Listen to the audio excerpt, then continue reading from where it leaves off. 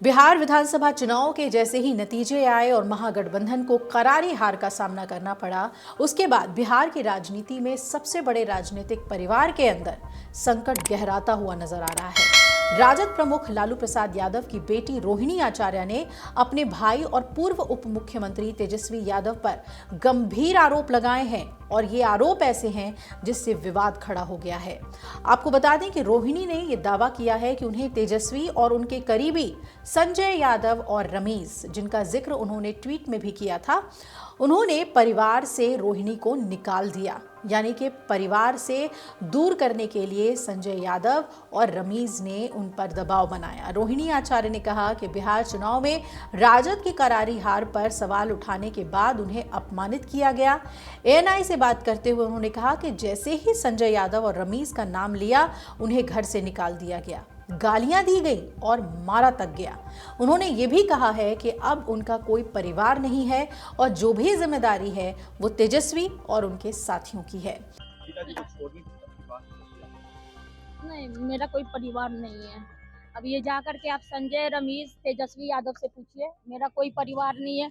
वही लोग निकाला है हमको परिवार से, क्योंकि रिस्पॉन्सिबिलिटी लेना नहीं है उनको। पूरा दुनिया बोल रहा है जो चाणक्य बनेगा, तो चाणक्य से आप सवाल पूछिएगा। जब कार्यकर्ता चाणक्य से सवाल कर रहा है, पूरा देश दुनिया सवाल कर रहा है कि पार्टी का ये ऐसा हाल क्यों हुआ। अब जब संजय और रमीज इन लोग का नाम लीजिए तो आपको घर से निकाल दिया जाएगा, आपको बदनाम किया जाएगा, आपको गाली दिलवाया जाएगा, आपके ऊपर चप्पल उठा करके मारा जाएगा। रोहिणी के मुताबिक पार्टी की हार के लिए जवाबदेही मांगना उनके खिलाफ हो गया। अब कौन है ये संजय यादव और रमीज? रोहिणी जिन संजय यादव का नाम ले रही हैं वो तेजस्वी यादव के सबसे भरोसेमंद सहयोगियों में गिने जाते हैं। हरियाणा में जन्मे संजय यादव 2012 में राजद से जुड़े और 2024 में पार्टी ने उन्हें राज्यसभा भेजा। दूसरी ओर रमीज को तेजस्वी का पुराना दोस्त बताया जाता है, जिनका संबंध उत्तर प्रदेश के एक राजनीतिक परिवार से है। रोहिणी ने यह भी आरोप लगाया कि इन्हीं दोनों ने उन्हें राजनीति और परिवार दोनों से दूर जाने को कहा। संजय तेजस्वी की भाषा, राजनीतिक आक्रामकता, सोशल मीडिया रणनीति और चुनावी संदेशों को प्रभावित करने वाली टीम के प्रमुख सदस्य बन गए। तेजस्वी की शैली में आए बदलाव, उनके भाषण की धार और युवा वोटरों से जुड़ने की कोशिश में संजय का बड़ा योगदान माना जाता है। लेकिन संजय का बढ़ता प्रभाव ही राजद और लालू परिवार के भीतर असंतोष की वजह भी बन गया। संजय का ये बढ़ता प्रभाव राजद के भीतर काफी असंतोष दे गया। तेज प्रताप यादव कई बार उन्हें जयचंद कह चुके हैं। रोहिणी आचार्य ने पहले भी संजय पर परिवार को तोड़ने और दूर करने और अफवाहें फैलाने के आरोप लगाए थे। फरवरी 2025 में जब पार्टी ने उन्हें राज्यसभा भेजने का फैसला लिया तो कई पुराने नेताओं में असंतोष खुलकर सामने आ गया। पहले अलगाव की घोषणा करते हुए रोहिणी ने लिखा है कि वो राजनीति और परिवार दोनों छोड़ रही हैं और इसके लिए उन्हें मजबूर किया गया।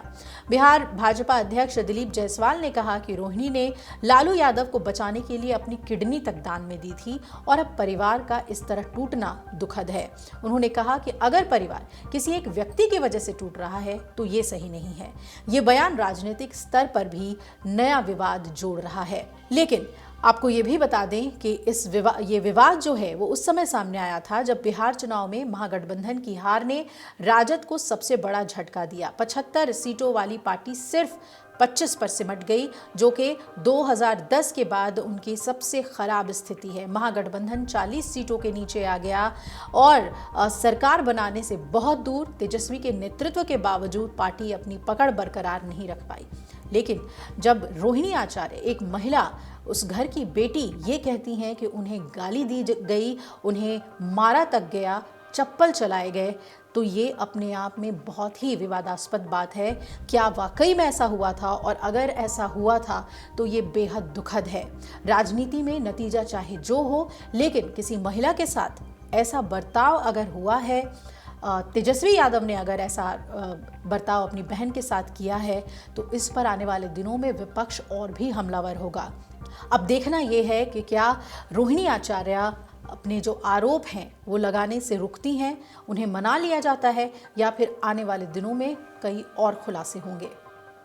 अगर आप ये वीडियो YouTube पर देख रहे हैं तो हमारे चैनल को सब्सक्राइब कर बेल आइकन दबाएं और Facebook पर देख रहे हैं तो हमारे पेज को लाइक करें।